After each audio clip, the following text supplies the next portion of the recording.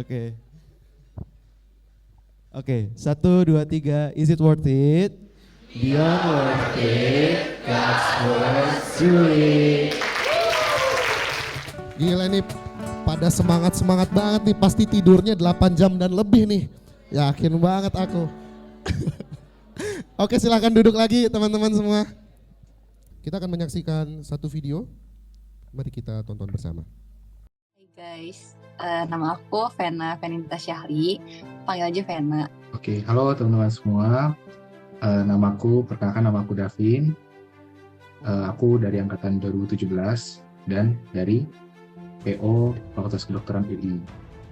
Saat ini aku masih melayani sebagai pengurus di POFK.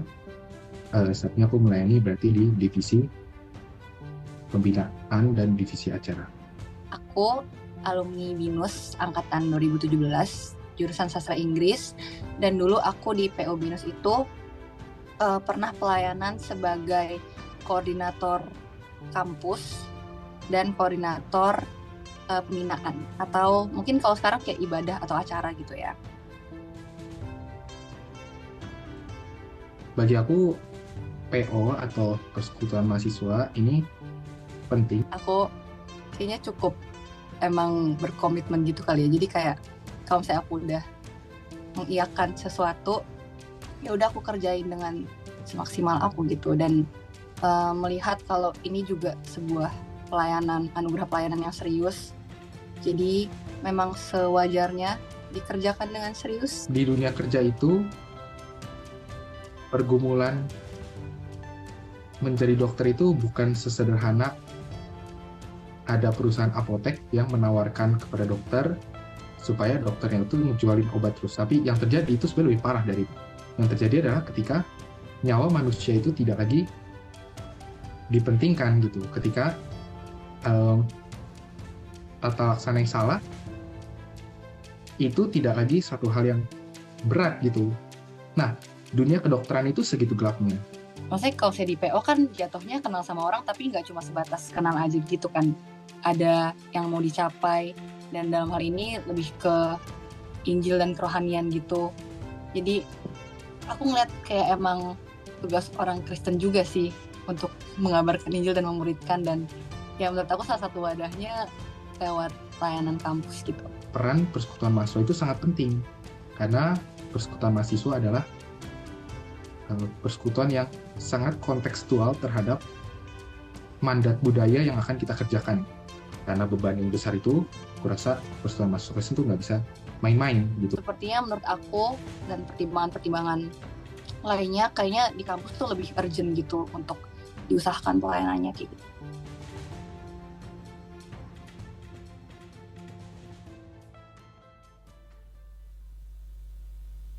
Mari kita bersatu dalam doa. Kepada Allah, ampunilah pelayanan kami. Kepada Allah yang pemilik hidup kami. Kami menyerahkan segala sesuatu pagi ini ke hadapan-Mu ya Tuhan. Segala kekhawatiran kami, segala distraksi kami. Kami percaya Engkau hadir di sini. Dan kami mau beribadah kepada-Mu ya Tuhan.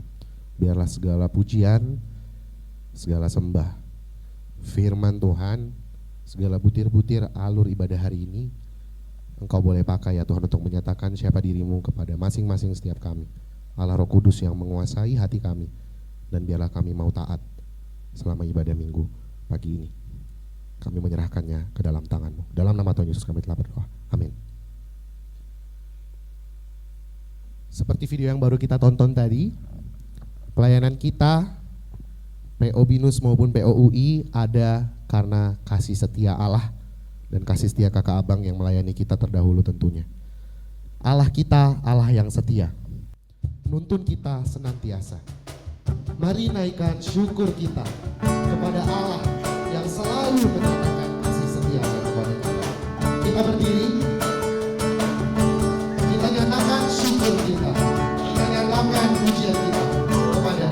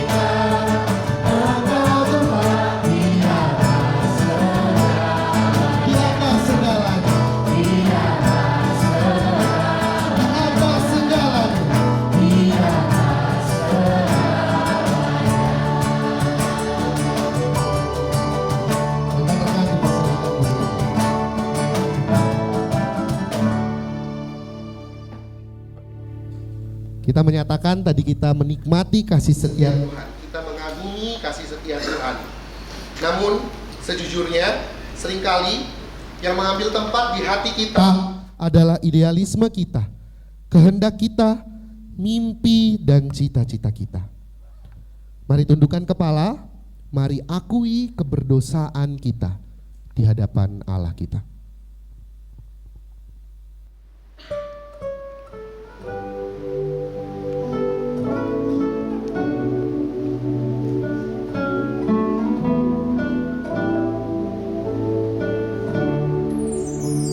Kita mengaku sambil menyanyikan There is a Place. There is a place high in my mind where lofty thoughts I yield my heart, but in that place, Lord, you must reign, and I must cease to think I'm one. Yang pria saja nyanyikan.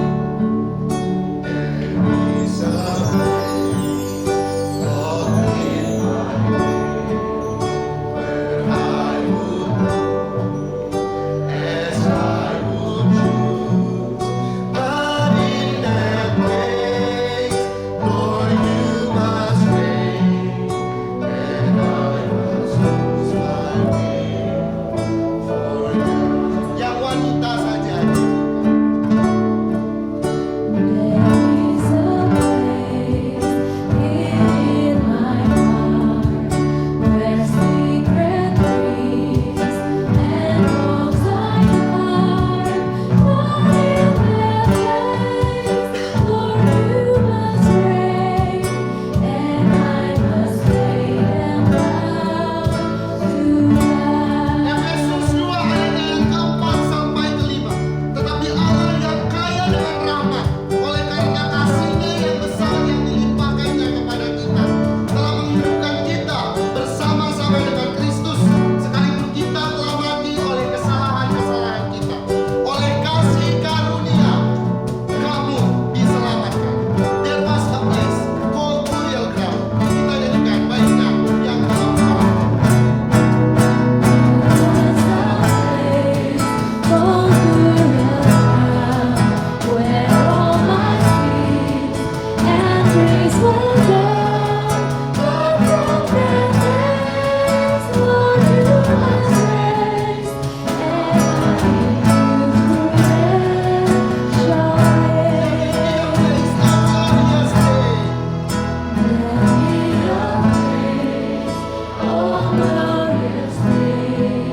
Where they have passed, be done away, and in that place, Lord, you must reign, and we shall sing these things that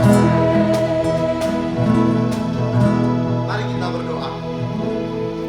Ya Allah benar, kami manusia yang berdosa, seringkali yang bertata di hati kami bukanlah Engkau, namun mimpi dan cita-cita kami. Namun di tempat itulah ya Tuhan, Engkau bertahta hari ini dan selama-lamanya. Kami bersyukur Tuhan Yesus Kristus untuk karya penebusan-Mu yang begitu sempurna untuk setiap kami, melayakkan kami untuk ada di sini hari ini. Kami menyerahkannya ke dalam tangan. Dalam nama Tuhan Yesus, amin. Allah kita, Yesus Kristus, Sang Raja yang melayani. Dia yang memilih untuk mengambil rupa seorang hamba, taat sampai mati di kayu salib. Dialah Tuhan kita. Mari kita sembah Dia. From heaven. From heaven came helpless pain, entered our world, your glory came, not to be served, but to serve.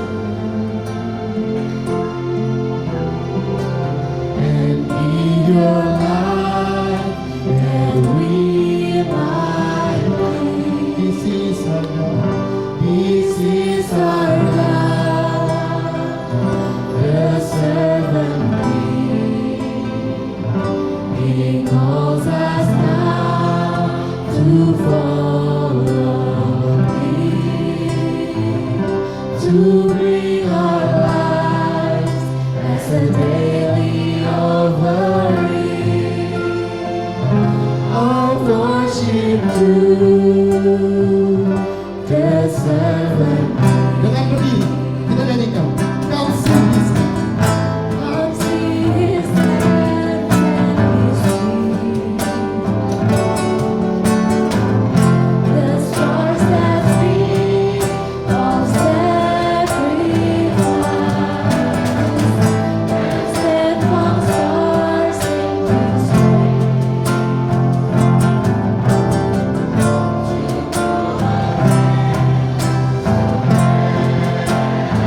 This is our God. This is our God, the servant King. He calls us now to follow Him, to bring our lives as a daily offering of worship to the servant King. Mengenal Dia Allah kita. Tiada yang lebih mulia dari apapun. Mari nyatakan hal itu melalui lagu. Knowing you Jesus, knowing you, there is no greater thing. All I once held. All I once held dear, built my life upon all this world reveals and wants to hold. All I once obtained, I have found the lost, spread and worthless now, compared to thee. Knowing you Jesus. Knowing you, Jesus, knowing you, there is no greater things. You're my all, you're the best.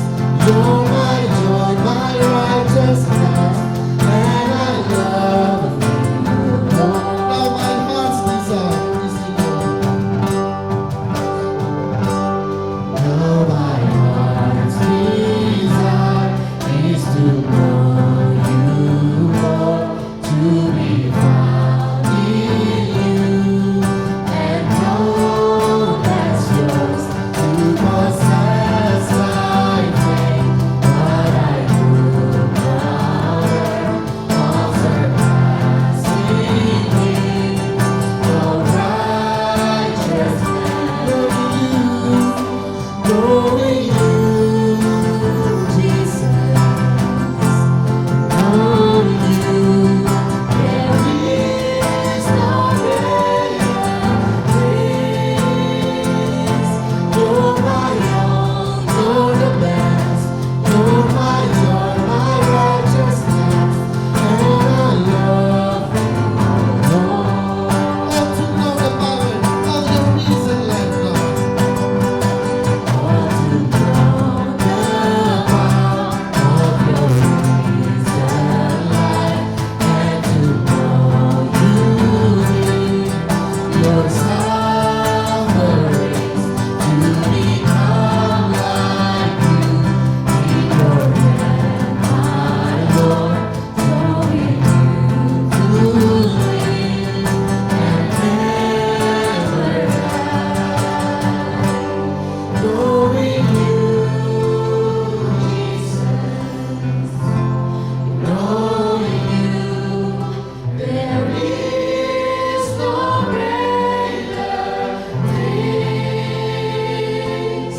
You're my all, you're the best.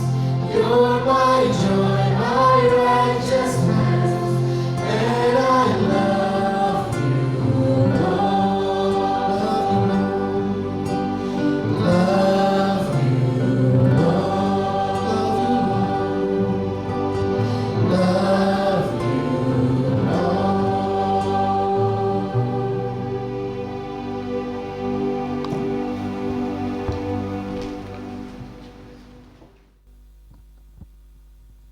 Mari kita berdoa. Di dalam anugerah-Mu ya Tuhan, Kiranya apa yang kami nyanyikan sejak dari awal tadi, itulah kerinduan hati kami. Knowing you, Jesus. Knowing you. Tidak ada yang lebih besar daripada mengenal Engkau ya Allah. Mengenal Engkau di dalam kuasa-Mu, mengenal Engkau di dalam penderitaan-Mu, mengenal Engkau di dalam kematian dan kebangkitan-Mu.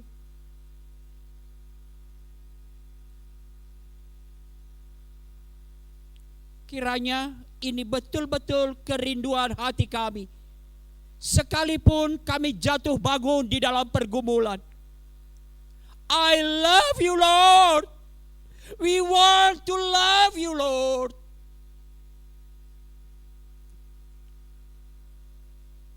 Berkuasalah di dalam hati kami. Berkuasalah di dalam kehidupan kami. You must reign, Lord. Berkuasalah di dalam studi kami. Berkuasalah sementara kami ada di kampus kami. Berkuasalah atas masa depan kami. Berkuasalah atas seluruh kehendak kami. Dan nyatakan itu ya Tuhan, melalui pemberitaan firman sebentar. Kiranya kerinduan kami, knowing you Jesus, itu nyata ketika kami memberi perhatian kami mendengar siapakah Allah kami. Kami mendengar apakah kehendak Allah kami. Bekerjalah ya Roh Kudus. Seperti dulu Tuhan membuat hati Lydia memperhatikan Rasul Paulus ketika berbicara. Buatlah hati kami semua di tempat ini ya Tuhan, memperhatikan ketika firman Tuhan diberitakan. Di dalam nama Yesus kami berdoa. Amin. Silakan duduk teman-teman. Oke. Saya sebenarnya sudah KKR tadi cukup senang dengan melihat teman-teman. Wow, ternyata teman-temanku sudah mulai melihat keberhargaan pelayanan. Terbukti teman-teman berjuang tidur sampai jam 2, jam 3 demi pelayanan itu. Saya sangat senang. Hampir semua rata-rata tidur jam 2. Dan kiranya betul-betul seperti kerinduan kita. Dan tentu di balik perjuangan teman-teman ada kelemahan tubuh. Maka sekali lagi yuk mari berjuang untuk kemudian betul-betul mohon kepada Tuhan. Seperti dulu teman-teman saya, kalau kita lihat konteks Rasul Paulus bukan seorang pengkhotbah besar. Dalam arti cara bicaranya kalah menarik dibanding Apolos. Itulah sebabnya di Korintus dia dibandingkan selalu dengan Apolos. Dibandingkan dengan rasul-rasul yang lain, dia kalah menarik. Tapi kiranya terjadi seperti ketika di Filipi. Ketika Paulus berbicara, Tuhan membuat hati Lydia, memperhatikan ketika Paulus berbicara. Berdoa selalu teman-temanku. Setiap pemberitaan firman Tuhan, Tuhan buat hati kita untuk memperhatikan kebenaran firman. Nah teman-teman, saya awali perenungan pagi ini dengan satu pertanyaan yang baik untuk kita pikirkan. Apakah yang sering kita jadikan dalih di balik keengganan kita menerima satu pelayanan, berjuang bagi kerajaan Allah? Dan bahkan ini sudah hampir jadi mitos. Yang paling banyak jawaban adalah aku belum siap. Aku masih jauh. Aku masih sangat banyak cacat celahnya. Aku masih belum banyak pengetahuan Alkitab. Kalau bicara pemimpin kelompok kecil, aku belum bisa jadi teladan. Aku belum siap. Teman-teman, kita sangat sering berdalih belum siap. Dan ketidaksiapan itu biasanya sangat umum terkait dua hal. Makin besar tantangan yang kita lihat, makin gak siap kita. Dan kedua, ini saling terkaitan. Di satu sisi adalah tentang tantangan, dan di sisi lain adalah tentang kerapuhan, kelemahan diri, tentang keberdosaan diri, dan banyak hal yang kita berbicara secara hitung-hitungan, secara kapasitas, secara kelayakan memang belum siap. Tapi teman-temanku, adik-adikku, kita lupa berbicara tentang kelemahan. Kemarin kita sudah terus berbicara. Alkitab menunjukkan bahwa panggilan pelayanan justru menyingkapkan kerapuhan, kelemahan, keraguan, kekhawatiran akan kegagalan sang pelayanan. Teman-teman, tunjukkan kepada saya di dalam Alkitab, di manakah seorang hamba Tuhan yang dipanggil lalu berkata, siap Tuhan. Gak ada. Hampir gak ada. Semua Musa yang kita expose sampai Tuhan marah 4 kali berargumen. Setiap argumennya Tuhan jawab, aku gak pandai bicara, nanti aku kirim ada yang pandai bicara. Lalu nanti kalau mereka tanya siapa yang mengutus kamu, katakan kepada mereka, aku adalah aku, Allah yang berdaulat. Lalu muncul lagi, apa tandanya? Lalu Tuhan berikan, tunjukkan mukjizat kepadanya. Belum juga. Sampai Tuhan murka kepada Musa. Yesaya, Yeremia, semua. Bahkan yang sering kali dikhotbahkan di sekolah minggu adalah Yosua. Yosua seolah-olah memang tampaknya dia ketika dipanggil Tuhan adalah siap. Tapi teman-teman perhatikan ketika pemanggilan Yosua, kenapa sampai 3 kali, ayat 1 sampai ayat 9, 3 kali ada pengulangan dan ada eskalasi di sana. Ketika Tuhan memanggil dia, hambaku Musa telah mati, bersiaplah, seberangilah sungai Yordan. Lalu apa kata Musa? Apa kemudian kata Tuhan ke dia? Teguhkanlah hatimu. Lebih lanjut. Hanya pada kali kedua menggunakan hanya teguhkanlah hatimu. Dan pada kali ketiga, bukankah sudah kukatakan teguhkanlah hatimu? Apa artinya itu? Yosua dengan gagah berani. Kenapa sampai 3 kali Tuhan berkata begitu? Dan kali ketiga, bukankah sudah kukatakan teguhkanlah hatimu? Yosua tidak teguh hati. Teman-teman, ini satu fakta. Lalu yang kedua, bicara tentang tantangan pelayanan, wah lebih pasti lagi. Tantangan, kesulitan dan pergumulan akan selalu menjadi bagian yang tidak terpisahkan dari pelayanan dan pekerjaan misi Allah. Dan bukankah ini sudah Tuhan katakan sejak rencana keselamatan di balik hukuman kepada ular, Kejadian 3 ayat 15 dikatakan, akan kulakukan permusuhan antara engkau dan perempuan ini, antara keturunanmu dan keturunan perempuan ini. Akan terus terjadi permusuhan sampai puncaknya permusuhan itu nyata di kayu salib. Teman-teman, tidak bisa. Maka dengan dua fakta ini yang ditunjukkan Alkitab, maka pertanyaan saya, kapan siapnya? Kalau jawabannya belum siap, kapan siapnya? Dan mungkin sampai Tuhan Yesus datang, kita gak akan pernah siap. Apalagi kalau diminta di konteks UI kan fakultas. Tolong dong kirim. Bagaimana? Lalu kemudian akan muncul selalu pertanyaan, bagaimana aku membantu memperhatikan fakultas lain kalau aku juga belum siap? Itu selalu dari zaman saya udah jadi ketua POUI sejak tahun berapa ya? Berarti udah 30-an tahun pertanyaan yang sama. Pernyataan yang sama tetap muncul. Bagaimana mungkin kami memperhatikan kampus lain kalau kami juga gini belum siap? Boro-boro teman-temanku, untung aja ada beberapa seniormu yang ketemu BINUS dengan UI. Boro-boro ke BINUS atau boro-boro BINUS sebaliknya ke UI. Teman-teman, memang betul kita tidak akan pernah siap bila pelayanan itu dimulai dari manusia. Tetapi teman-teman, kesadaran akan berbagai kelemahan, tantangan yang dihadapi jelas, seringkali berpotensi kuat, membawa keraguan, keengganan. Bahkan kalaupun kita sudah menerimanya, kita akan tawar hati dalam pelayanan. Tapi betul seperti saya katakan, betul kita tidak akan pernah siap.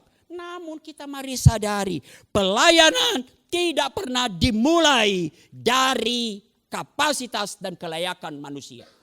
Tidak pernah dimulai dari kesiapan manusia. Menarik ya, waktu sesi 1 justru ketika Musa menyatakan aku siap, saatnya aku memimpin umatku. Apa kata Tuhan? No, 40 tahun kamu harus diajar. Justru ketika Musa di 40 tahun pertama, dia berkata, kini saatnya aku mau membela bangsaku, aku siap. Tuhan bilang, no. Kamu harus sampai 40 tahun untuk berkata, aku tidak apa-apa, aku tidak ada siap, bukan apa-apa. Untuk bergantung sepenuhnya kepada Allah, pemilik pelayanan itu. Teman-temanku, mungkin terlalu dini, tapi enggak apa-apa. Kalau nanti waktunya saya habis, saya sudah membuat satu pernyataan yang mungkin ini adalah perenungan kita. Pelayanan kita tidak berpusat kepada manusia. Pelayanan ini bersifat teosentris. Teosentris dimulai oleh panggilan Allah yang berdasarkan anugerah Allah semata. Dan akan terus ditopang oleh penyertaan Allah juga berdasarkan anugerah semata. Dan bahkan Paulus mengatakan kemudian di Timotius akan diselesaikan oleh Allah bagi kita di dalam anugerah semata. Pelayanan kita teosentris. Dimulai oleh panggilan Allah. Hanya berdasarkan anugerah. Berarti tidak ada ketidakkelayakan. Berarti tidak ada kelayakan dari sang manusia, sang pelayan. Ditopang oleh penyertaan Tuhan. Berdasarkan anugerah semata. Nah, hari ini kita akan melihat satu contoh dalam perkembangan awal pemberitaan Injil dalam Kisah Para Rasul, gereja di Antiokhia dan pengutusan Saulus dan Barnabas. Teman-teman, sebenarnya kadang-kadang ya kita ini udah ribuan tahun terjadi. Seharusnya kalau hitung-hitungan kesiapan jauh lebih siap kita dong dibanding gereja pertama. Gereja mula-mula. Gereja mula-mula sesudah pasca kebangkitan Yesus belum ada apa-apanya. Baru dimulai di Yerusalem. Seharusnya ada banyak alasan untuk berkata tidak siap. Mari kita lihat teman-teman Kisah 11 yang menjadi latar belakang nanti pengutusan dari Barnabas dan Saulus untuk pergi kepada bangsa-bangsa lain. Kisah 11, perkembangan gereja di Antiokhia. Teman-teman, mengapa gereja masuk ke Antiokhia dari Yerusalem? Teman-teman tahu karena apa? Bukan karena rencana misi. Wah, ayo kita pergi ke Antiokhia untuk bermisi. Bukan. Teman-teman tahu? Kisah 11 ayat 19 sampai 21. Orang-orang percaya tersebar karena penganiayaan. Dicatat di sana, setelah Stefanus mati, lalu penganiayaan hebat dan kemudian mereka tersebar di daerah-daerah itu. Teman-teman, mereka tersebar di daerah-daerah itu dan ada banyak alasan kalau hari ini kita tercampak ke satu daerah karena penganiayaan. Kalian masih mikirin Injil? Kadang-kadang malu juga saya ya. Di sini nggak dianiaya aja kita nggak mikirin ya. Ini mereka ada mereka ada di Antiokhia bukan karena ayo kita pergi memberitakan Injil di sana. No. Bukan untuk ayo kita cari masa depan yang lebih baik di sana. No, mereka tersebar karena penganiayaan. Tetapi apa yang mereka lakukan? Di tempat yang mereka lakukan, yang terlalu banyak alasan untuk berkata, udah bagus kita survive. Teman-teman, apakah ini menunjukkan kesiapan? Teman-teman bayangkan kalau terdampar pada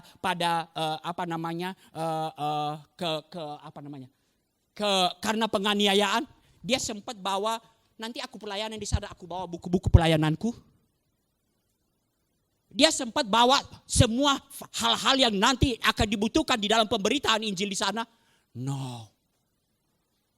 Teman-teman, tetapi mereka di sana tersebar karena penganiayaan. Mereka mulai memberitakan Injil. Dimanapun, bahkan tersebar karena penganiayaan. Mereka bertanya, apa rencana Tuhan? Apa pekerjaan Tuhan? Seringkali saya pakai ini dalam pengutusan. Saya selalu bertanya, adakah yang masuk UI? Adakah yang masuk BINUS karena diseret-seret karena penganiayaan? Seharusnya lebih banyak alasan bagi kita untuk memberitakan Injil di mana kita ditempatkan Tuhan saat ini. Teman-teman, mereka memberitakan Injil. Betul, awalnya adalah mereka lakukan karena keterbatasan mereka. Mereka lakukan kepada orang Yahudi saja. Lalu kemudian kepada orang-orang Yunani. Gereja Antiokhia berkembang. Injil diberitakan dan banyak orang menjadi percaya.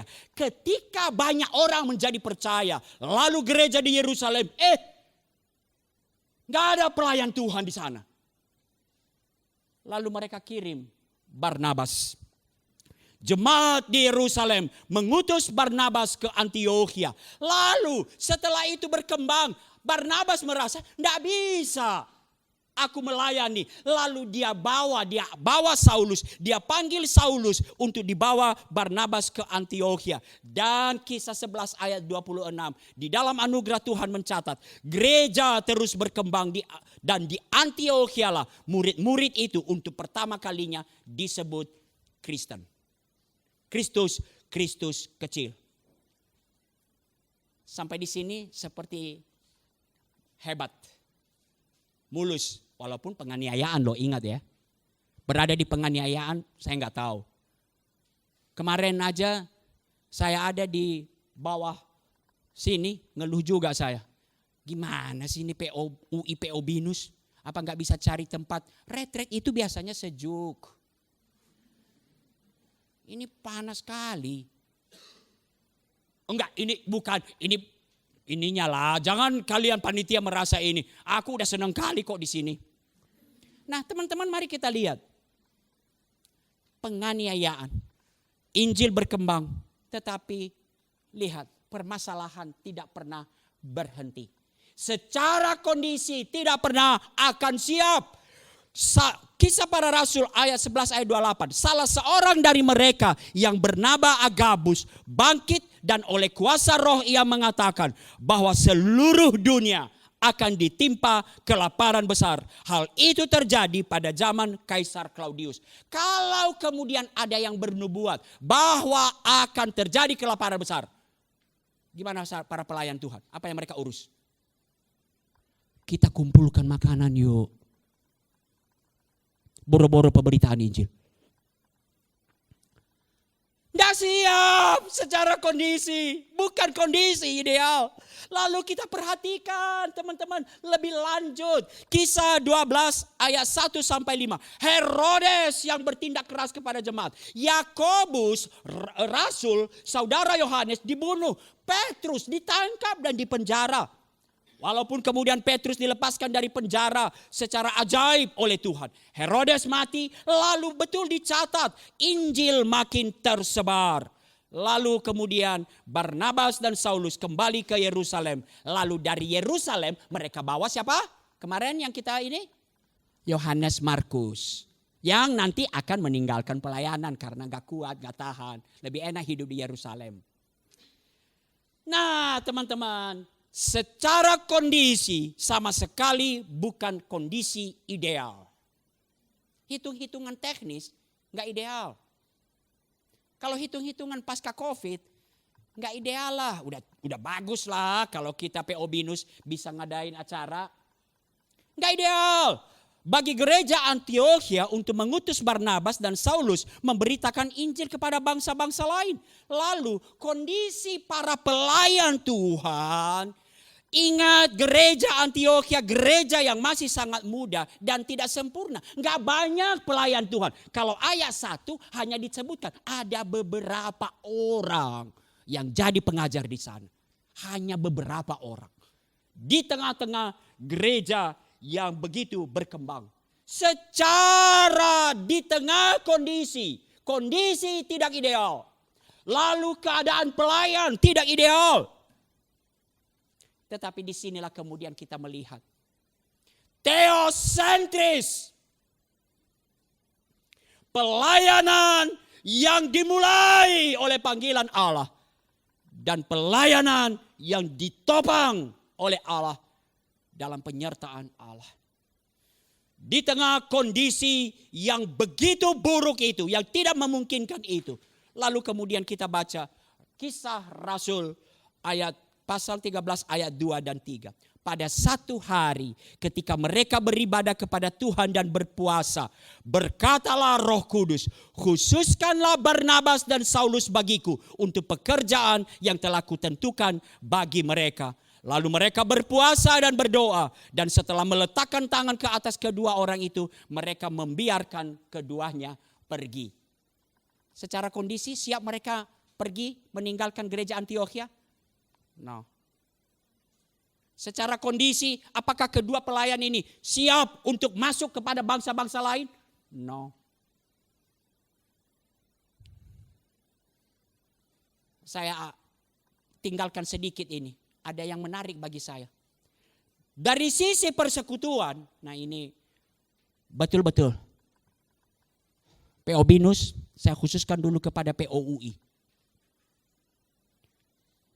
POF, pikirkan ini secara serius. Gereja Antiokhia, gereja yang lahir karena penganiayaan. Berarti mereka adalah pendatang di situ.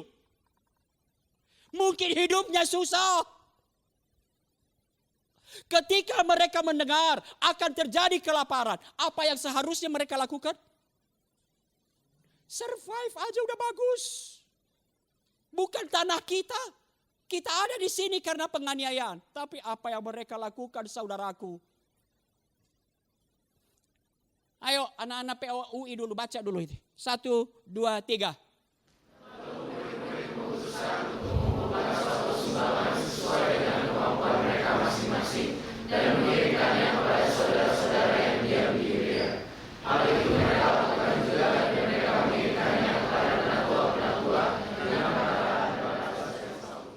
Secara kondisi mereka siap mengutus, memberikan sumbangan. Mereka teraniaya. Bukan kampung mereka. Ada kelaparan, berarti ada kebutuhan mereka juga. Tapi lihat, ada saudara-saudaraku yang butuh. Dan mereka kumpulkan. Hari ini kalau engkau masih berkata, di mana posisi POUI? Di mana posisi PO fakultas?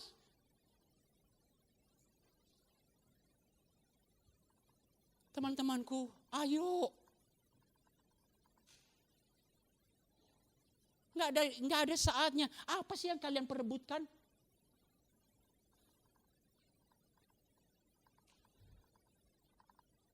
Mau bangun kerajaan. Kerajaan PO. Saya sebutlah karena memang saya dari kampus. PO MIPA.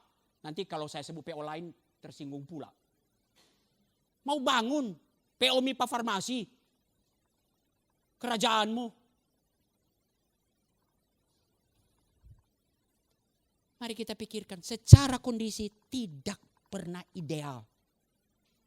Tapi semangat itu pelayanan teosentris. Ketika Tuhan bukakan kepada mereka, panggilan Tuhan bagi mereka untuk bermisi. Dan mereka lakukan dan akan ditopang oleh Tuhan.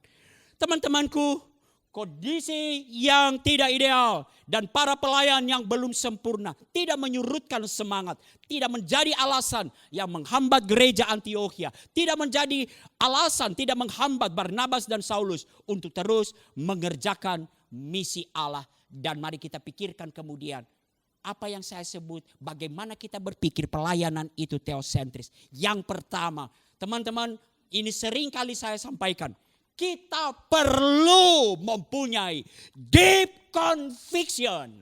Satu keyakinan yang kokoh bahwa Allah panggil saya untuk pelayanan ini.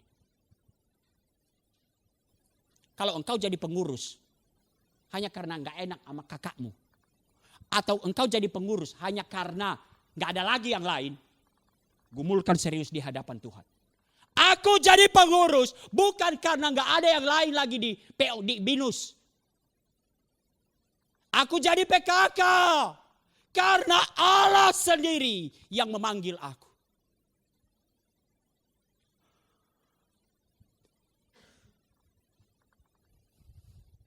Saya kemarin sampaikan teman-teman. Kalau saya tidak punya satu keyakinan Allah yang memanggil saya akan menangisi diri saya ketika menjual rumah saya demi menekuni pelayanan ini. Saya akan berkata, konyol. Konyol. Jual rumah untuk pelayanan. Konyol lu. Naif. Tapi tidak. Tidak. Ketika saya sedang menjual rumah itu, saya merenungkan Filipi 3. Ketika Paulus berkata, apa yang dahulu merupakan kemegahan bagiku, sekarang ku anggap rugi sampah demi pengenalanku akan Kristus. Lalu kemudian dalam perenungan saya berkata, adakah yang begitu berharga yang dimiliki Allah, yang ditahan Allah untuk meraih aku? Dan Roma 3 berkata, ia yang tidak menyayangkan anaknya, ia tidak tahan, ia berikan dirinya, ia berikan anaknya untuk meraih aku. Maka kemudian ku refleksikan, adakah yang begitu berharga yang ku tahan demi mengikuti Engkau Tuhanku? Tadi lagu kita, makanya saya bergetar-bergetar. Kiranya kita bergetar, I love you Lord.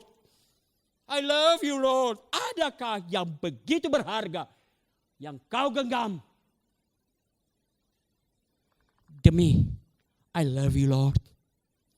Allah yang telah habis-habisan mengasihi engkau. Deep conviction. Keyakinan yang kokoh akan panggilan Tuhan. Kenapa kemudian Rasul Barnabas, khususnya Paulus, begitu yakin ketika mereka kemudian digumulkan? Bukankah pelayanan, makanya saya sering katakan melampaui good intention. Ngerti maksudnya? Melayani di Antiokhia bagus gak? Ya bagus. Lihat ya. Melayani di Antiokhia bagus. Siapa yang mengatakan melayani di Antiokhia dosa? Tapi ia tahu panggilannya. Apa panggilannya? Kenapa kemudian Paulus pergi meninggalkan Antiokhia?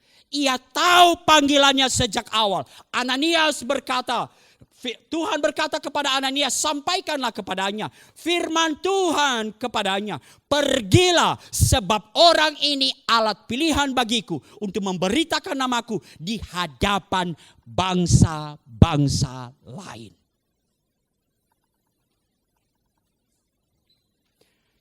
Ini diulang Rasul Paulus ketika 3 kali sebenarnya Rasul Paulus menyaksikan panggilannya. Pertama versi Lukas yang menceritakan, nanti pasal 22 diulang, Paulus menceritakan di hadapan bangsanya Yahudi yang menangkap dia. Nanti kisah 26 diulang kembali ketika ia berhadapan dengan, disidang dia di hadapan Raja Agripa.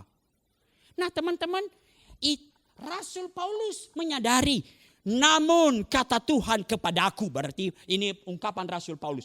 Pergilah sebab aku mengutus engkau jauh dari sini kepada bangsa-bangsa lain. Ia sadar betul panggilannya. Aku panggilanku kepada bangsa-bangsa lain. Sehingga Paulus kemudian betul-betul mempunyai satu deep conviction. Sekalipun kondisi sepertinya bukan kondisi ideal untuk pergi. Tapi ada deep conviction. Teman-teman, mengapa penting deep conviction ini? Keyakinan ini, keyakinan yang kokoh akan panggilan Tuhan. Panggilan yang berdasarkan anugerah menjadi kekuatan yang besar untuk bertahan dalam pelayanan. Bukankah sejak dari awal nggak ada pelayanan yang nggak susah? Sejak dari awal sudah disampaikan kok. Tadi ayat 15 adalah penunjukannya. Kamu akan menjadi alatku bagi bangsa-bangsa lain. Ayat 16 ditunjukkan. Aku sendiri akan menunjukkan kepadanya betapa banyak penderitaan yang harus ia tanggung oleh karena namaku. Maka inilah yang kemudian menyatakan kenapa sekalipun kondisi tidak siap.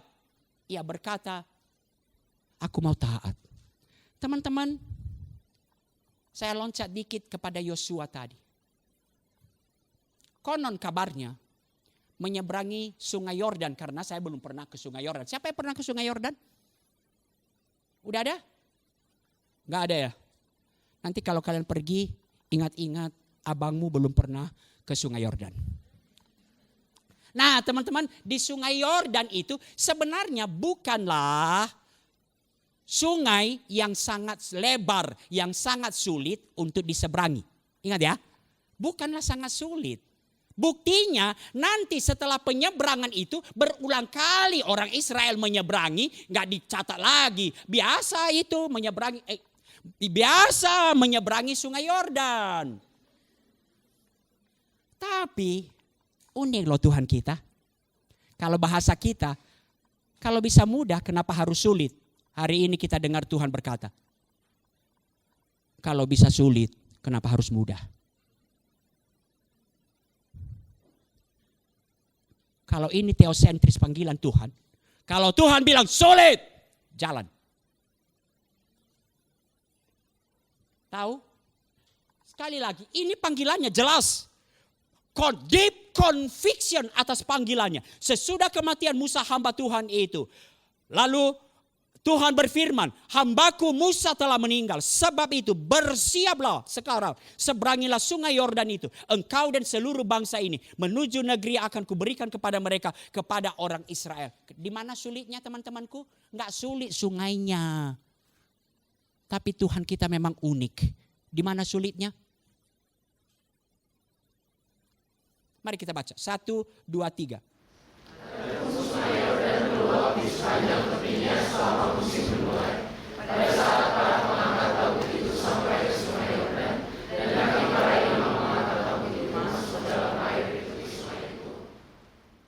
Kalau aku Yosua, Tuhan tunggu sebentar dong. Banjirnya lewat. Baru kita seberangi. Secara kondisi Tuhan. Kalau anak-anak PO Binus, anak-anak POUI lalu akan membuat apa? Studi kelayakan menyeberangi sungai Yordan. Dan hasilnya karena sedang meluap, apa studi kelayakannya? Tidak siap. Belum siap. Gak ada studi kelayakan kata Tuhan. Seberangi. Ini masalahnya. Tuhan kita unik. Hari ini catat itu. Kalau bisa engkau lewati sulit, kenapa harus dimudahkan? Jangan balik.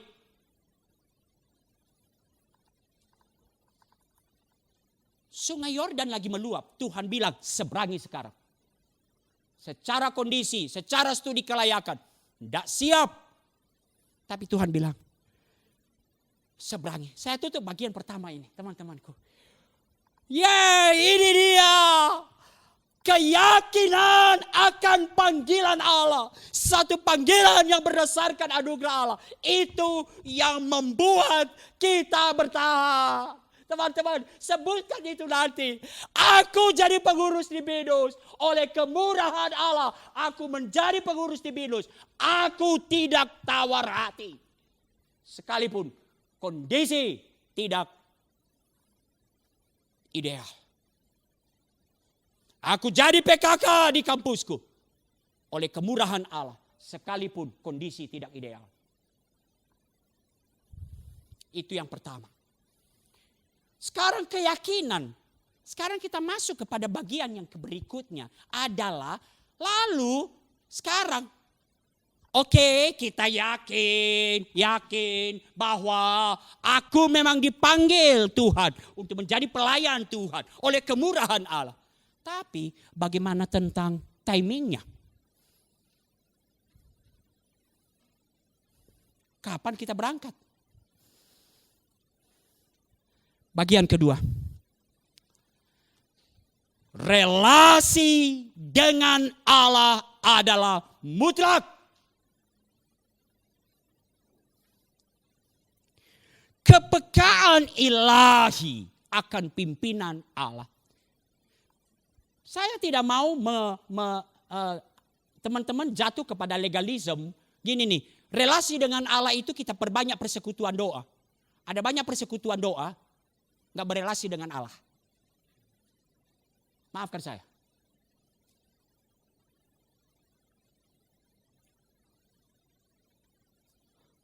Di kampusku lagi nih di MIPA. Kalimatnya nih ya. Saya juga bingung tuh. Ini produk Zoom nih. Mungkin dulu produk sebelum Zoom. Tapi ketika Zoom itu dibawa. Mari kita mulai doa ini. Apa namanya? Mari kita pilih posisi yang paling nyaman ya. Benar ya? Kalau nggak salah kalimatnya itu ya.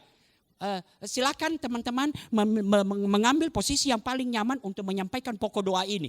Lalu di Zoom kan, ya apa posisi paling nyamanku? Ya tidur. Apa sih posisi paling nyaman?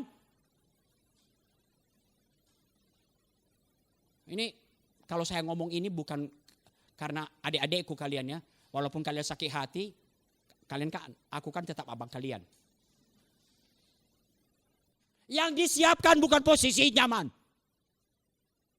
Yang disiapkan hatimu yang betul-betul memang menginginkan terjadi apa yang kau doakan. Makanya kadang-kadang ya, kalau doa-doa penginjilan daerah-daerah itu ya, kalau saya nggak punya hati, nggak mau saya berdoa. Teman-teman kan suka doa jelajah negeri. Tanzania. Orang gak ada hatiku sama Tanzania. Aku dipaksa untuk semoga Tanzania mengenal Tuhan. Bukan saya bilang itu salah. Tapi boro-boro lu punya hati kepada Tanzania. Kalau orang di kampusmu gak kau urus.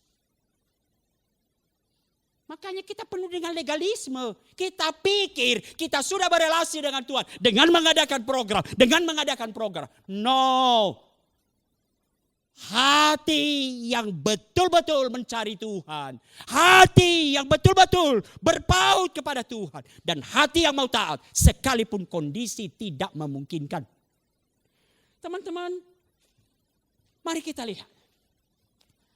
Inilah dia, ayat 2. Pada suatu hari ketika mereka beribadah kepada Tuhan dan berpuasa, berkatalah Roh Kudus, khususkanlah Barnabas dan Saulus bagiku untuk pekerjaan yang telah kutentukan bagi mereka. Lalu mereka berpuasa dan berdoa. Setelah meletakkan tangannya ke atas keduanya, kedua orang itu, mereka membiarkan keduanya pergi. Aduh, saya akan harus minta maaf lagi di bagian akhir nih. Oke, gak apa-apa kita percepat ya. Teman-teman mari kita lihat. Menggumulkan secara serius pimpinan Tuhan.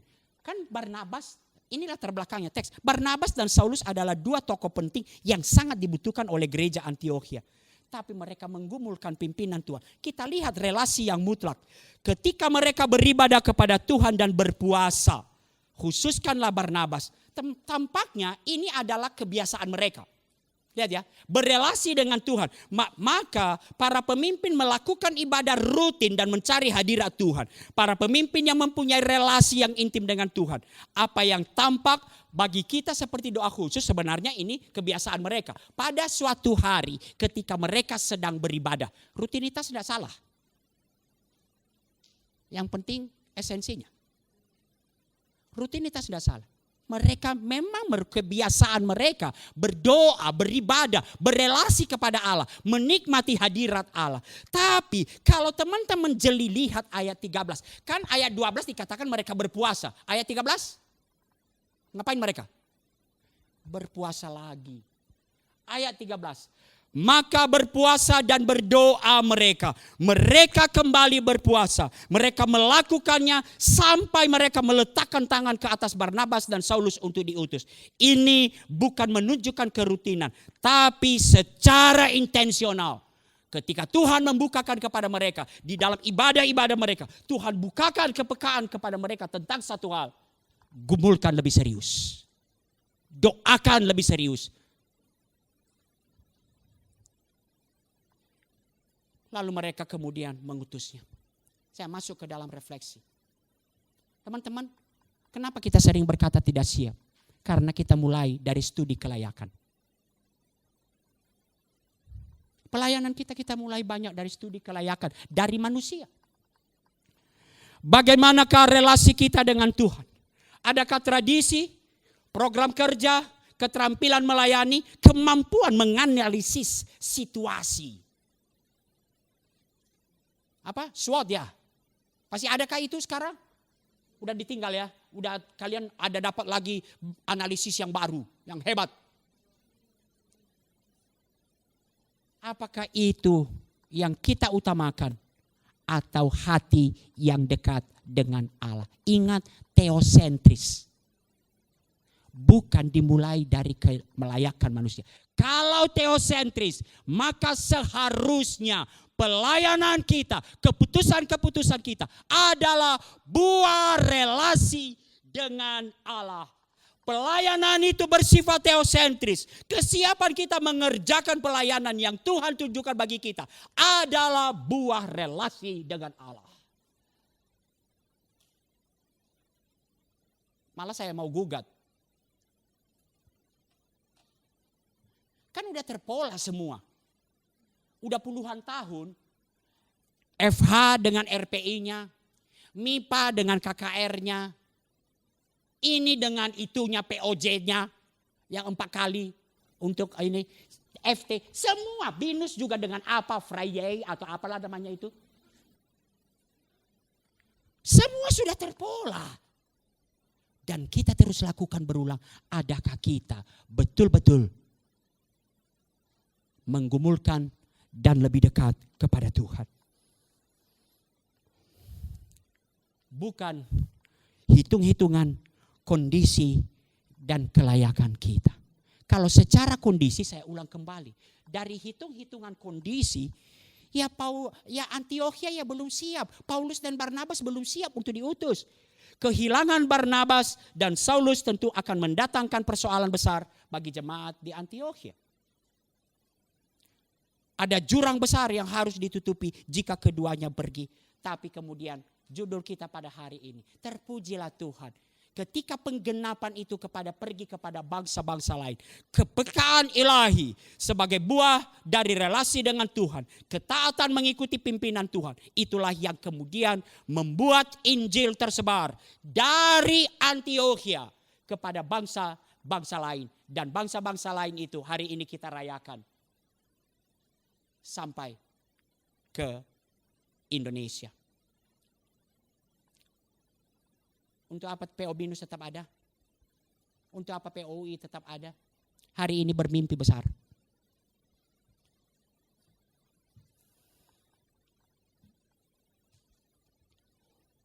From BINUS to the world. Tidak hanya lakukan gimana sih nyebutnya Friday. Enggak hanya lakukan PMB batch 1 sampai batch 6. Enggak salah, itu lambang binus kan ya. Rindukan saudaraku. Binus bagi dunia. Itu misi kita. Rindukan. UI bagi dunia. Kalau ini yang mendrive mimpi-mimpi kita, maka kita nggak akan ribut hanya urusan pakai nasi bungkus atau nasi kotak. Siapa yang nanggung? Fakultas ini lebih besar. Ini kan acaranya itu. Kita nggak akan ribut tentang itu. Wah, dulu ribut. Kalau Natal, pakai pohon Natal atau tidak?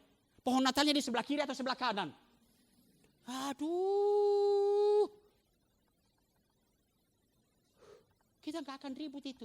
Kita akan di-drive mimpi kita seperti ini. Bagian ketiga, walaupun waktu saya semakin menipis. Biasanya kalau musim FIFA Match Day ada injury time yang agak lebih. Benar ya? Sekarang injury time sampai berapa banyak?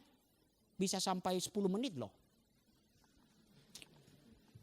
Yang ketiga, teman-temanku, misi Allah adalah pelayanan bersama umat Allah. Tuhan pakai, betul, secara kondisi memang tidak memungkinkan. Tetapi Alkitab terus menunjukkan perjuangan dari setiap pelayan Tuhan. Tidak pernah perjuangan sendiri. Misi Allah adalah pelayanan bersama umat Allah. Seperti tadi di sini, teman-teman, apa yang meneguhkan Barnabas dan Paulus? Mungkin saya pikir Barnabas dan Saulus pada waktu itu mikir, ya belum waktunya lah. Masih nyaman di Antiokhia, masih banyak yang harus dilayani di Antiokhia. Tetapi umat, gereja, persekutuan orang percaya, mereka berpuasa dan berdoa, meletakkan tangan ke atas kedua orang itu dan membiarkan keduanya pergi. Itu di gereja Antiokhia, bahkan lebih luas lagi. Di dalam kisaran gereja pada waktu itu, pemimpin gereja pada waktu itu ada di Yerusalem. Lalu setelah melihat anugerah Allah yang diberikan kepada Paulus, Yakobus, Kefas dan Yohanes yang dipandang sebagai pilar jemaat, berjabat tangan dengan aku dan dengan Barnabas sebagai tanda persekutuan. Kita mempunyai misi yang sama, supaya kami berangkat kepada orang-orang yang tidak bersunat dan mereka kepada orang-orang yang bersunat. Izinkan saya untuk meninggalkan bagian ini untuk menunjukkan betapa pelayanan Tuhan adalah pelayanan bersama dengan melihat Rasul Paulus. Teman-teman, kita sering tergoda untuk melihat Rasul Paulus itu kuat banget, benar ya? Kayaknya Paulus itu tidak butuh orang lain. Tidak butuh persekutuan. Apakah Paulus sedemikian kuat sehingga secara mandiri bisa melayani Allah? Dan Alkitab berkata tidak. Paulus tidak sendirian. Paulus mengalami kuasa anugerah Allah, kekuatan yang berlimpah-limpah melalui persekutuan orang percaya. Di mana saja Paulus berada, Tuhan mengaruniakan saudara, sahabat, rekan sekerja, komunitas tubuh Kristus yang terus mendukung dan menjadi tempat yang bagi Paulus untuk terus berjuang untuk melayani Tuhan. Teman-teman, tidak usah ambil semua, saya hanya ambil surat Roma yang kemungkinan besar ditulis dalam Kisah Para Rasul itu dari Korintus. Roma 16 ayat 1 sampai 24, tenang, kita tidak akan baca. Tapi di sana ada berapa nama orang dicatat? Minimal ada sekitar 27 orang yang dicatat oleh Paulus. Baik yang menerima salam dari dia maupun yang bersama-sama dia mengirim salam kepada jemaat Roma. Mari kita perhatikan bagaimana Paulus menyebut mereka. Febi, pelayan jemaat yang memberikan bantuan kepada banyak orang. Memberikan bantuan kepada Paulus. Teman-temanku sekerja, saya bergetar kemudian. Ada banyak yang mempertaruhkan nyawanya bagi pelayanan Paulus. Paulus bukan kuat.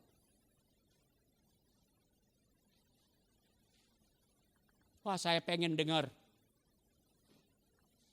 ada pelayan pengurus dari PO Binus mempertaruhkan nyawanya untuk pelayanan di POUI. Jangan hanya sekedar retret ini.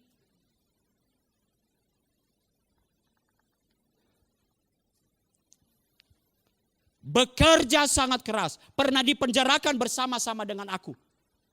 Kalau hari ini aku dipenjara karena pemberitaan Injil, ada yang mau nemani? Jangan-jangan adik-adik KTB ku pun meninggalkan aku. Ngapain jadi adik-adik KTB orang yang dipenjarakan? Tapi lihat, kenapa Paulus kuat? Bahkan mereka ikut dipenjarakan bersama Paulus.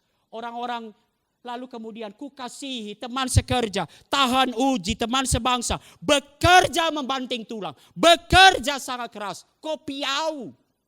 Itulah bahasa Yunaninya. Semua itu, perhatikan teman-temanku, betapa pentingnya kehadiran rekan sekerja. Bagaimana Paulus menyebut mereka, memberikan banyak bantuan, mempertaruhkan nyawa untuk hidupku. Bekerja sangat keras, bekerja membanting tulang, dipenjarakan bersama-sama dengan aku, bersama-sama bertahan di dalam pelayanan yang begitu sulit ini. Lalu kemudian bahkan ada keluarga yang menjadi menjadi keluarga juga baginya. Teman-temanku, seluruh pekerjaan Tuhan harus dikerjakan oleh seluruh umat Tuhan. Itu pengajaran Alkitab, kata Billy Graham. Maka saya tidak mau banyak aplikasi lagi. Ayo adik-adikku, nanti kita bisa ekspos satu. Tidak ada halangan yang sedemikian besar yang tidak dapat diselesaikan dalam relasi dengan Kristus. Kalau pusat relasi kita adalah Kristus.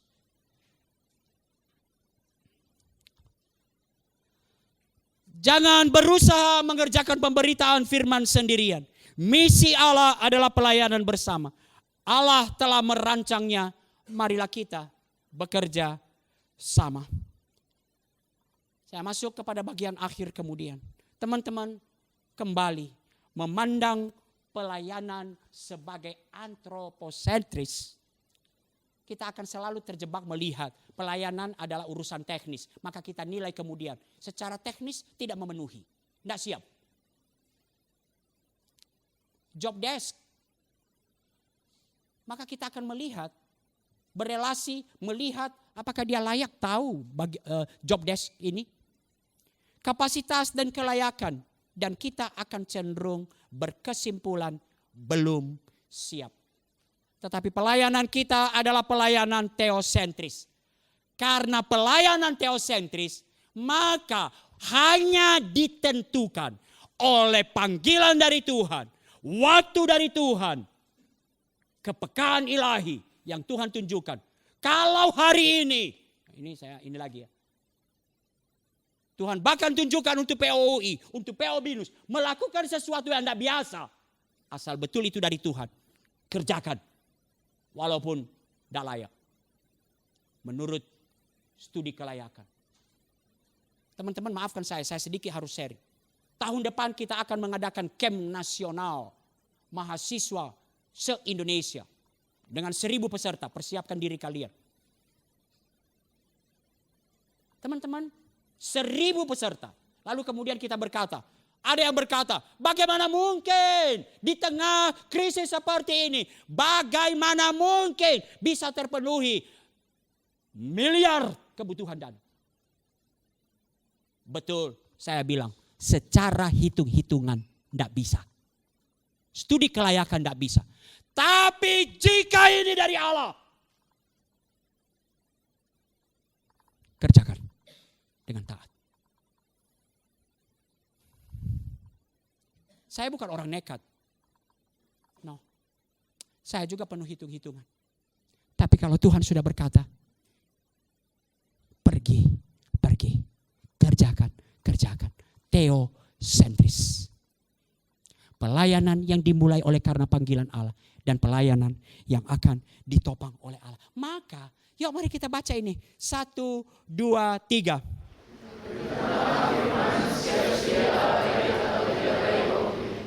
Ini kiranya menjadi kesimpulan kita. Beritakanlah firman Tuhan di UI. Beritakanlah firman Tuhan di BINUS. Siap atau tidak siap waktunya. Maafkan saya memang suka untuk menyapu, bukan kepada Vena. Walaupun tadi saya mendengar Vena dan siapa tadi? Kok Davin ya. Aduh, kiranya aku bisa sekalem itu ngomongnya. Aku berdoa di situ. Ada sedikit nggak bayangannya? Belum? Oke, nggak apa-apa. Terpujilah Tuhan, berdamai. Teman-temanku, secara kondisi Rasul Paulus bukan orang hebat. Dia berkata, namun harta ini kami miliki dalam bejana tanah liat. Tahu bejana tanah liat? Jangan bangga dibilang bejana tanah liat. Gampang pecah, rapuh. Tapi supaya nyata bahwa kekuatan yang melimpah-limpah itu berasal dari Allah. Theosentris. Bukan dari kami. Demikianlah besarnya keyakinan kami kepada Allah oleh Kristus. Dengan diri kami sendiri, tidak sanggup, tidak siap. Untuk memperhitungkan sesuatu seolah-olah pekerjaan kami sendiri. Tidak, kesanggupan kami adalah pekerjaan Allah. Maka adik-adikku, alih-alih menangisi ketidaksiapanmu. Alih-alih menangisi, emang zamanku pula, zaman yang lebih susah. Alih-alih menangisi kerapuhan tantangan yang besar, kemudian menyerah. Mari menaruh kepercayaan dan pengharapan kepada Allah yang memanggil kita, yang memilih kita untuk melayani. Dan saksikan itu, behold, kekuatan ilahi yang melimpah-limpah terus tersedia bagi kita dan bagi pelayanan kita. Maka bertekunlah. Kerjakan apa yang menjadi bagian. Slide terakhir saya. Katanya kalau udah ada ungkapan slide terakhir, hati kita pun melonjak kegirangan. Yuk mari kita baca ini, kiranya ini terjadi. Theosentris. Kalau kita sering berpikir kesiapan kita karena kelayakan apa yang bisa kita miliki. Hari ini mari kita baca ini. Teman-teman, jangan hanya baca, resapi ini baik-baik. Dan kiranya ini terjadi dalam pelayanan kita. 1, 2, 3.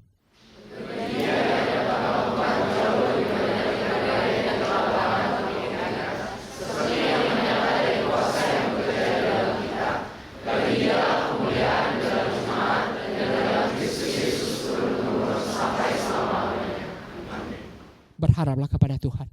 Dan Tuhan akan mengerjakan di BINUS. Tuhan akan mengerjakan di UI. Jauh melebihi bahkan apa yang bisa kamu pikirkan. Apa yang bisa kamu doakan. Alami itu. Dan kiranya kemudian kita berkata, ini aku Tuhan. Kami siap melayani generasi kami. Generasi yang sulit ini. Mari kita berdoa.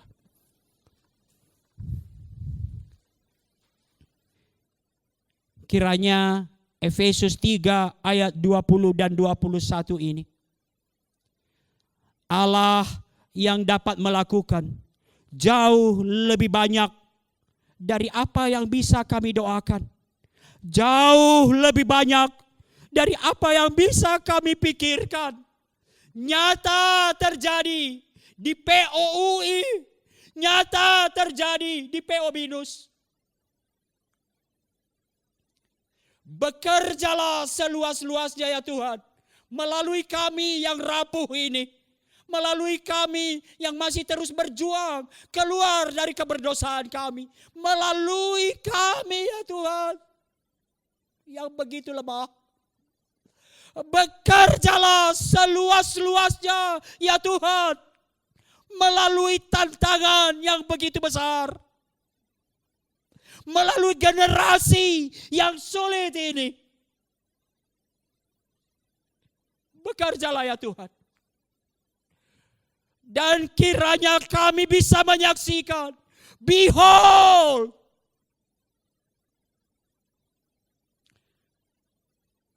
Allah akan bekerja melampaui apa yang bisa kita rancang. Seperti Paulus, Barnabas, yang di dalam segala studi kelayakan tidak pernah siap. Tetapi itulah sebabnya Injil sampai ke Indonesia saat ini. Maka kami rindukan dari kampus kami, kerajaan Allah akan sampai ke ujung-ujung bumi. Di dalam nama Yesus kami berdoa. Amin. Aku teringat visi pelayanan mahasiswa, kurang lebih di PU Binus dan PUI seharusnya mirip ya. Menghasilkan alumni-alumni Kristen yang bisa berdampak dimanapun, dan itu tidak bisa dikerjakan sendiri, nggak bisa hanya dikerjakan oleh PU Binus saja atau PUI saja, nggak bisa dikerjakan hanya untuk fakultas tertentu, tidak bisa dikerjakan oleh region tertentu. Itu sebuah visi yang besar, sampai nantinya seperti yang tadi Bang Niko sampaikan, PU Binus bagi dunia dan PUI bagi dunia. Dan itu semua dimulai dari Allah yang mengutus anaknya terlebih dahulu menyelamatkan setiap kita. Sungguh bangga punya Bapa seperti dirinya. Kita akan memberikan persembahan teman-teman. Aku persilakan untuk teman-teman mempersiapkan persembahan terlebih dahulu. Persembahan hanya akan melalui kantung persembahan secara cash ya teman-teman. Tiba saatnya untuk kita yang memberi, sebagaimana Allah telah memberikan yang terbaik daripadanya untuk kita. Walau tak sebanding dengan apa yang Allah telah berikan, mari kita berikan juga yang terbaik bagi Allah. Kita nyanyikan sungguh bangga. Untuk persembahan dijalankan nanti setelah menyanyikan yang pertama. Sungguh bangga Bapa, punya Allah seperti Engkau. Sungguh bangga Yesus atas segala pengorbananmu. Ingin aku hidup lepas dari kasih-Mu. Kasih-Mu menyelamatkan dan hidup pengharapan. Diriku mempersembahkan apa yang aku miliki. Memang tiada berarti bila dibanding dengan kasih-Mu. Namun ku ingin memberi dengan sukacita di hati, karena ku tahu ini menyenangkan hati. Diiringi musik kantung persembahan dijalankan.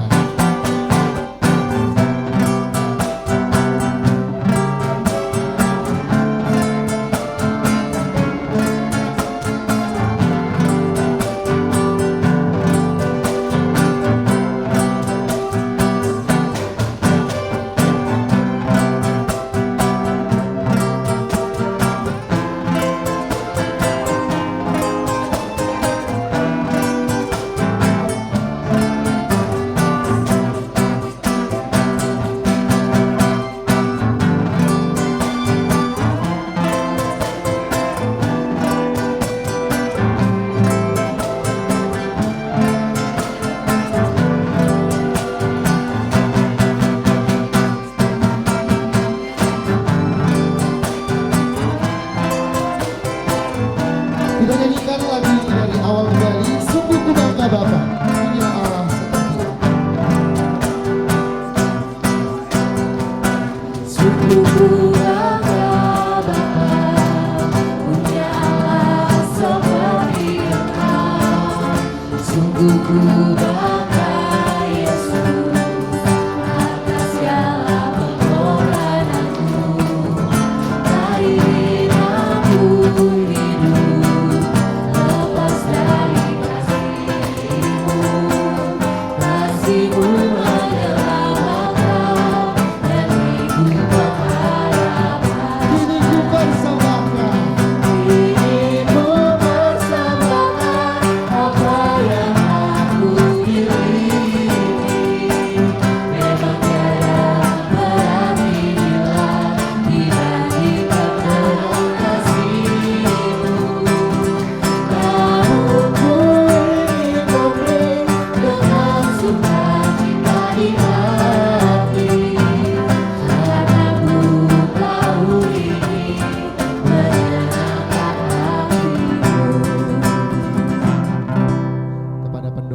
Silahkan. Oke, bersyukur teman-teman, kita akan masuk ke dalam sesi doa, dan kali ini aku ngajak teman-teman untuk masuk ke dalam sesi doa syafaat. Mungkin nanti aku akan membacakan poin dan aku minta teman-teman juga mendoakan, sekaligus aku yang pimpin dalam doa. Oke, mungkin yang pertama kita mau bersyukur untuk ibadah hari ini dalam rangkaian kegiatan retret yang telah dijalankan. Kita ingin mendoakan agar tema ibadah boleh diaplikasikan ke dalam kehidupan setiap dari kita, pengurus PUI dan juga PU Binus. Bersyukur Tuhan untuk satu hari ini Tuhan boleh kami bersama Tuhan untuk mendengarkan kembali Tuhan firman-Mu Tuhan. Kami berdoa Tuhan apa yang menjadi firman-Mu Tuhan pada hari ini dapat menjadi rema Tuhan dalam setiap kehidupan kami Tuhan. Bersyukur Tuhan untuk rangkaian retret yang boleh ada, yang boleh diberikan ke dalam setiap kepengurusan, baik itu PUI dan juga PU Binus Tuhan. Kami berdoa Tuhan, biarlah apapun yang menjadi value, apapun yang menjadi nilai dari retret ini Tuhan dapat kami aplikasikan Tuhan, dapat kami bawa dan juga dapat kami jalankan Tuhan di persekutuan kami masing-masing Tuhan. Tuhan, ampuni kami Tuhan apabila kami Tuhan memiliki hati yang belum benar Tuhan di hadapan-Mu Tuhan ketika kami melayani di persekutuan kami masing-masing Tuhan. Kami ingin Tuhan kembali untuk melihat bahwa apa yang kami kerjakan di dalam persekutuan ini Tuhan adalah hal yang berharga. Ini worth untuk kami Tuhan kerjakan, dan kami yang gak layak, Kau yang melayakkan kami untuk bisa bekerja di dalam persekutuan kami masing-masing Tuhan. Yang kedua teman-teman, aku ingin kita berdoa untuk pelayanan di PU Binus, PUI, di baik itu yang mengusahakan penginjilan melalui kegiatan-kegiatan PMB di Binus ataupun Penmaru di UI, dan juga pemuritan yang sedang dikerjakan dan yang akan dikerjakan baik melalui PIPA ataupun KK. Bersyukur kembali Tuhan untuk kasih-Mu buat kami. Kami berdoa Tuhan untuk pelayanan di dalam persekutuan Ekumen UI dan juga Binus, baik itu penginjilan Tuhan kepada mahasiswa baru Tuhan yang mungkin telah kami laksanakan di Binus, dan juga mungkin yang akan dikerjakan atau mungkin yang sudah dikerjakan juga di UI. Tuhan, berdoa biarlah Engkau yang mengetuk setiap hati mahasiswa baru Tuhan untuk bisa ditaburkan benih-benih firman supaya mereka dapat bertumbuh, pengurus dan juga mahasiswa baru dapat bersama bertemu dalam perkabaran Injil Tuhan. Dan aku berdoa Tuhan, biarlah Engkau yang memakai setiap pemuritan di Binus dan juga UI Tuhan untuk menjangkau adik-adik kami, adik-adik mahasiswa baru yang mungkin belum memiliki rumah Tuhan dalam persekutuan, dan kami ingin menghadirkan rumah itu Tuhan bagi mereka. Kami ingin menjadi sebuah tempat wadah untuk mereka bertumbuh, wadah untuk belajar akan firman Tuhan bersama dengan mahasiswa baru. Juga berdoa juga untuk PIPA dan juga kakak Tuhan yang mungkin sedang dikerjakan di dalam persekutuan kami masing-masing. Kami berdoa biarlah pemuritan yang kami laksanakan di kampus kami dapat menjaring orang-orang yang ingin belajar dan juga ingin mengenal Engkau lebih dalam lagi Tuhan. Yang ketiga teman-teman, aku ingin teman-teman untuk mendoakan relasi yang boleh terjalin antara PO Binus dan juga PUI agar mendorong pertumbuhan dan juga dapat menolong PMK lain, khususnya di kampus wilayah Barat dan juga Selatan.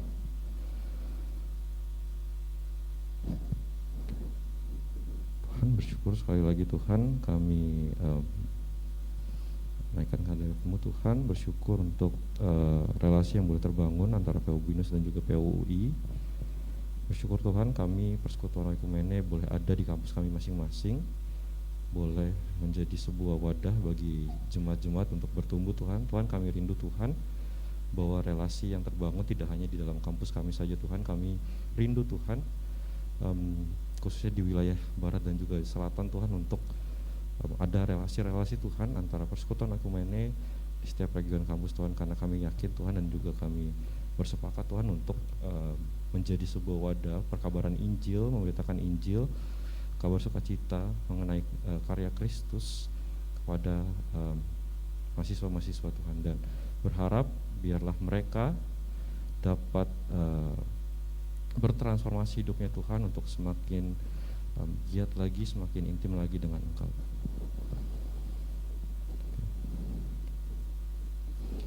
Yang keempat, teman-teman, berdoa untuk bangsa dan juga negara kita. Khususnya kemarin isu-isu terkini yang sedang ramai dibincangkan di negara kita. Kiranya apapun yang menjadi keputusan, apapun yang menjadi hasil, apapun yang menjadi putusan dapat menjadi sebuah hal yang terbaik yang boleh Tuhan berikan atas negara kita Indonesia. Mari kita berdoa. Tuhan, bersyukur kembali Tuhan, kami boleh tinggal di negara Indonesia Tuhan. Tuhan, kalau belakangan ini Tuhan kami melihat adanya isu-isu politik Tuhan yang boleh hadir di negara kami Tuhan. Kiranya Engkau Tuhan yang campur tangan atas negara kami. Engkau Tuhan yang melihat setiap hal yang dilakukan Tuhan di pemerintahan kami Tuhan. Tuhan, kami berdoa biarlah Engkau yang menuntun pemerintah kami untuk menghadirkan putusan-putusan Tuhan yang sesuai dengan rencana-Mu Tuhan. Kami berdoa Tuhan biarlah Engkau yang membimbing mereka, Engkau yang melingkupi setiap dari mereka untuk boleh memberikan yang terbaik Tuhan bagi bangsa ini Tuhan.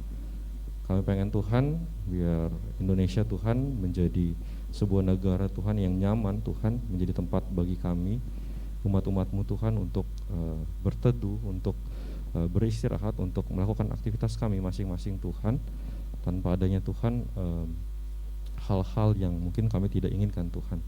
Berdoa biar bangsa Indonesia Tuhan menjadi sebuah bangsa yang benar-benar takut akan Tuhan, benar-benar memiliki cinta yang luar biasa Tuhan akan Engkau.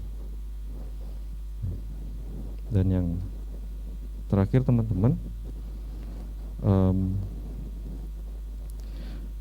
ingin kita berdoa untuk persembahan untuk apa yang telah kita berikan di hadapan Tuhan.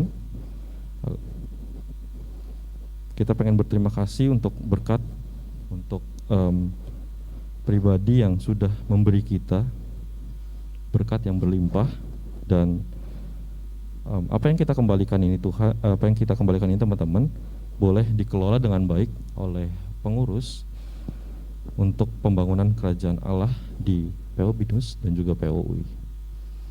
Mari kita berdoa.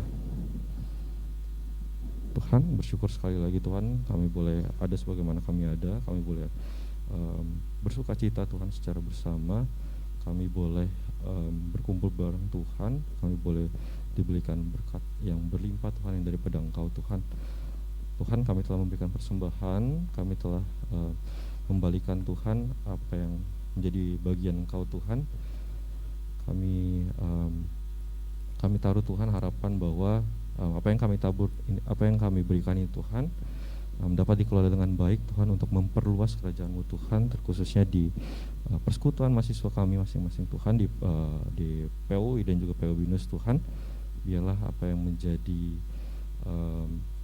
pekerjaan-Mu Tuhan di persekutuan kami dapat kami sokong, dapat kami bantu Tuhan melalui berkat yang mungkin kami berikan Tuhan. Syukur berkati setiap tangan-tangan yang memberi, kiranya kami memberi dengan sukacita, dengan penuh ucapan syukur. Hanya di dalam nama Tuhan Yesus Kristus kami berdoa dan mengucap syukur. Amin. Pelayanan persekutuan mahasiswa PO di kampus UI maupun di kampus Binus ada karena kasih setia Allah. Kita semua ada di sini juga karena ada Tuhan memakai kakak abang yang melayani kita di kampus kita dahulu. Dan sekarang kalian pengurus dipercayakan Allah pelayanan ini.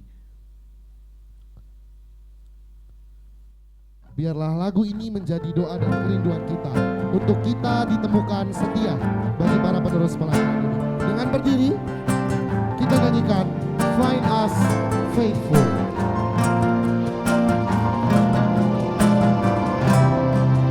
We're pilgrims on the journey of the narrow road. Pilgrims on the journey of the narrow road. And those who come before us light the way, cheering on the faithful, encouraging the weary. There was a living testament to God's sustaining grace. Surrounded by so great a cloud of witnesses. Let's run the race, not only for the prize, but as those who've gone before us. Let us keep to those behind us. The heritage of faithfulness has gone to godly life. Oh, may all who come behind us find us faithful. May the fire of our devotion light their way. May the footprints that we lead them to believe, and the lives we live inspire them to obey. Oh, may all who come behind us find us faithful. After all our hopes and dreams have come and gone. After all our hopes and dreams have come and gone, and our children's here to all we've left behind. May the clues that they discover and the memories they uncover become the light that leads them to the road which must wind. Oh, may all who come behind us find us faithful. May the fire of our devotion light their way. May the footprints that we leave lead them to believe, and the lives we live inspire them to obey. Oh, may all who come behind us find us faithful. May the fire of our devotion light their way. May the footprints that we leave lead them to believe, and the lives we live inspire them to obey. Oh, may all who come behind us find us faithful. Find us faithful. Find us faithful. Find us faithful. Find us faithful.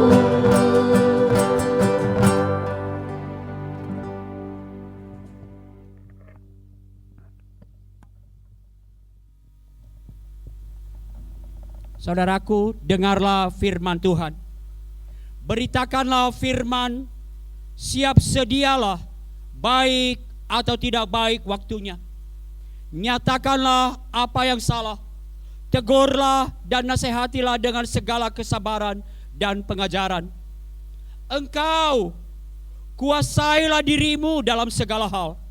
Sabarlah menderita, lakukanlah pekerjaan pemberitaan Injil, dan tunaikanlah tugas pelayananmu. Kiranya di dalam anugerah Allah kita ditemukan setia, dan jejak-jejak kita akan menjadi terang bagi adik-adik, bagi generasi, bagi umat yang kita layani. Mari kita memohon berkat Tuhan. Kiranya anugerah Allah menguatkan kami. Kami yang lemah, kami yang rapuh, tantangan begitu besar. Kiranya kami menjadi kuat hanya di dalam anugerah Allah. Anugerah Tuhan kita Yesus Kristus dan kasih Allah dan persekutuan Roh Kudus menyertai kami sekalian. Amin.